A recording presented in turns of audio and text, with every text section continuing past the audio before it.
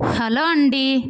మా బేడ్లకేంటో గానీ, మా పెద్దోడిని ఎప్పుడు స్కూల్లో వేద్దామని అనుకునేసరికి ఏదో ఒకటి అడ్డొస్తూనే ఉంటుందండి. లాస్ట్ ఇయర్ ఏమో ఇక్కడే ఉదయపూర్‌లో వేద్దాం అనుకున్నాము. కానీ అప్పుడేమో మా చిన్నోడు కడుపులో ఉండటం వల్ల డెలివరీకి ఇంటికి వెళ్ళాల్సొచ్చింది. పోనీలే ఇంటి దగ్గర వేద్దామని అనుకున్నాము. ఇంకెందుకులే కొద్ది రోజులే కదా ఉంటాము. ఆ కొద్ది రోజులకే ఇంకెందుకని చెప్పి వేయలేదండి.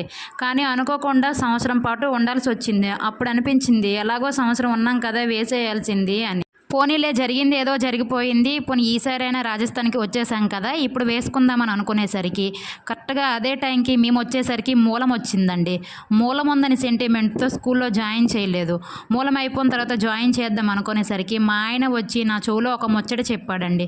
అదేంటంటే రాయ్‌పూర్‌కి పోస్టింగ్‌కి అప్లై చేశాను. పోస్టింగ్ వస్తుందేమో అని. నాకైతే పోస్టింగ్ వస్తదే అనే ఆనందం కన్నా వాడిని స్కూల్లో జాయిన్ చేయలేదనే బాధే ఎక్కువైపోయిందండి.